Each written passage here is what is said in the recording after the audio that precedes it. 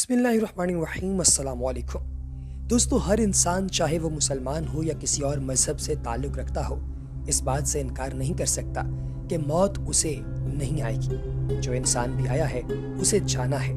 دوستو، قیامت پر ایمان لائے بغیر کوئی انسان مکمل طور پر مسلمان نہیں ہو سکتا۔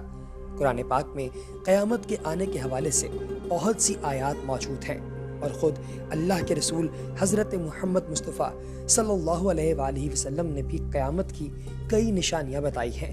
ان نشانیوں میں سے ایک نشانی یہ ہے کہ یہودیوں میں ایک ایسا انسان پیدا ہوگا جو کہ بہت زیادہ علم کا مالک ہوگا، اور اس کی طاقت کا اندازہ لگانا ناممکن ہوگا۔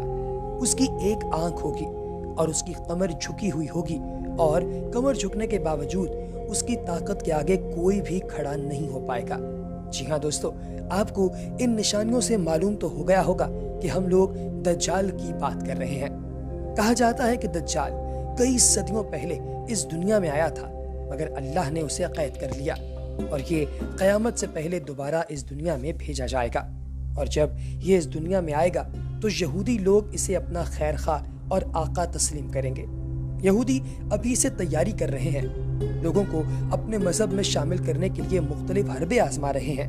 وہ چاہتے ہیں کہ زیادہ سے زیادہ لوگ ان کے مذہب میں داخل ہو جائیں، یہودی بن جائیں، تاکہ جب ان کا بادشاہ اس دنیا میں آئے، یعنی دجال اس دنیا میں آئے، تو سب سے زیادہ آبادی یہودیوں کی ہو، اور پھر جو لوگ یہودی نہیں ہیں انہیں آسانی سے مار دیا جائے، اور پوری دنیا میں صرف ایک ہی قوم ہو، یعنی یہودی قوم۔ دوستو، جب دجال آئے گا تو یہ لوگوں کو کچھ ایسے معجزات دکھائے گا کہ کمزور ایمان والے لوگ اس کے جھانسے میں آ کر راہ حق سے بھٹک جائیں گے۔ اس کے ایک ہاتھ میں جنت اور دوسرے ہاتھ میں دوزخ ہوگی، اور وہ کہے گا کہ جہاں جانا چاہتے ہو تمہاری مرضی ہے۔ یقیناً ہر کوئی جنت میں جانا چاہے گا، مگر یہ صرف نظر کا دھوکہ ہوگا۔ رسول اللہ صلی اللہ علیہ وآلہ وسلم نے فرمایا کہ جب دجال تمہیں جنت اور دوزخ دکھائے گا تو بلا خوف و خطر تم دوزخ کو پکڑ لینا، کیونکہ دوزخ کو سلیکٹ کرنا تم لوگوں کے لیے جنت ہوگا، کیونکہ دجال کی جو جنت ہے وہ اصل میں دوزخ، اور اس کی دوزخ حقیقت میں جنت ہوگی۔ وہ صرف لوگوں کو گمراہ کرنے کی کوشش کرے گا۔ دوستو، اگر دجال کو اللہ نے اس دنیا میں قید کر لیا ہے تو یقیناً ہر کوئی یہ جاننے کے لیے بےتاب ہے کہ آخر وہ دجال ہے کہاں، جس کے بارے میں ہم بچپن سے سنتے آ رہے ہیں۔ تو چلیے اس حوالے سے بھی حدیث کی روشنی میں بات کر لیتے ہیں۔ ایک واقعہ ہے کہ ایک مرتبہ ایک صحابی رسول اللہ صلی اللہ علیہ وآلہ وسلم کے پاس اسلام قبول کرنے آیا، اور اپنے سفر کے بارے میں آپ علیہ السلام کو بتانے لگا۔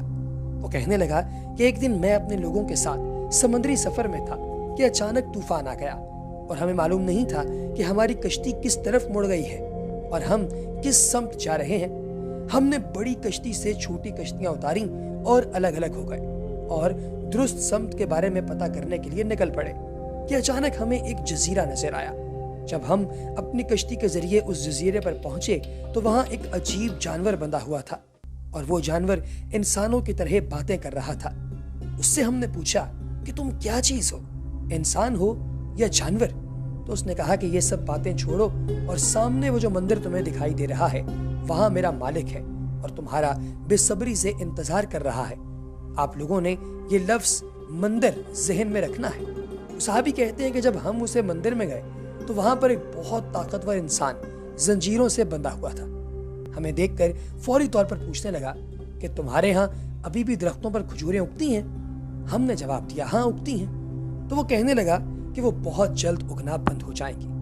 اس نے کہا کہ میرا نام جساسہ ہے۔ پھر اس نے کہا کہ اس پیغمبر کے بارے میں بتاؤ جس کے تم سب کے سب اس وقت گرویدہ ہو۔ اب ان تمام لوگوں نے بتایا کہ نبی پاک علیہ السلام اس دنیا میں موجود ہیں۔ صحابہ کہتے ہیں کہ ہم نے کہا کہ وہ مکہ سے نکل کر مدینہ چلے گئے ہیں۔ کہنے لگا کیا واقعی ایسا ہو گیا ہے، وہ مدینہ پہنچ گئے ہیں؟ تو ہم نے کہا ہاں جی پہنچ گئے۔ کہنے لگا سچ تو یہ ہے کہ میں ہی دجال ہوں، اور بہت جلد اس قید سے آزاد ہو جاؤں گا۔ مکہ اور مدینہ کے علاوہ پوری دنیا میں اپنا خوف پھیلاؤں گا۔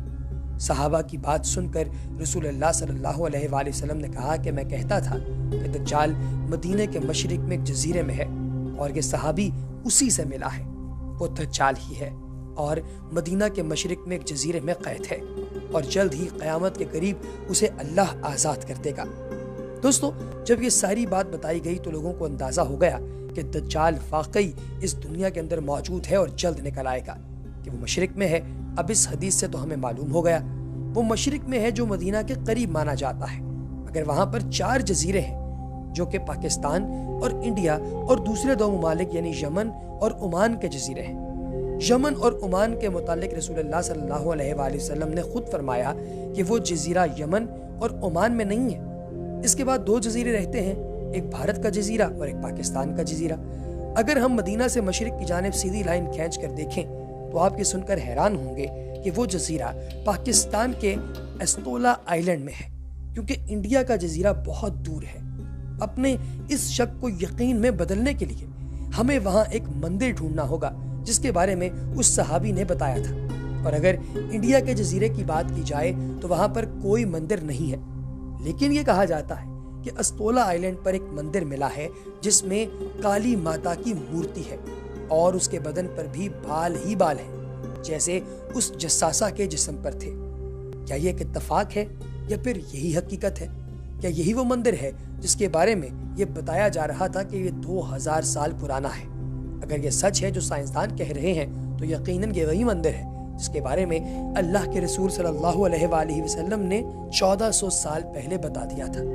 پیارے دوستو، آپ لوگ اس کے بارے میں کیا رائے رکھتے ہیں مجھے کمنٹ سیکشن میں ضرور بتائیے گا، لیکن ساتھ ہی ساتھ اس بات پر بھی غور کیجئے کہ جساسہ اگر وہ کالی ماتا ہے تو جو اندر شخص قید تھا وہ یقینی طور پر دجال ہوگا، اور اگر اس وقت ہمیں جساسہ مل گیا یعنی مندر کے اندر مورتی جو تھی وہ دکھائی دے رہی ہے تو پھر ہمیں بہت جلد دجال بھی دکھائی دے گا، کیونکہ وہ بھی تو اس دنیا میں موجود ہی ہوگا۔ اگر وہاں سے آزاد ہو گیا ہے تو یقینی طور پہ وہ اس وقت دنیا کے اندر موجود ہے اور کوئی نہ کوئی ایسی چال چل رہا ہے، کسی نہ کسی طریقے سے وہ اس طرح سے دنیا کے اوپر ڈومینیٹ کرنے کی کوشش کر رہا ہے کہ بہت جلد وہ ہمیں ہمارے سامنے دکھائی دے گا۔ لوگ ایسے ہیں دوستوں کہ وہ کسی بھی ایسے شخص پر فوری طور پر ایمان لے آئیں گے جو شخص کسی نہ کسی طریقے سے ان کو نظر کا دھوکہ دے دے یا پھر انہیں اس بات کو ماننے پر مجبور کر دے یا منوا لے کہ وہ واقعتاً سپر نیچرل ہے اور وہ عام لوگوں جیسا نہیں ہے۔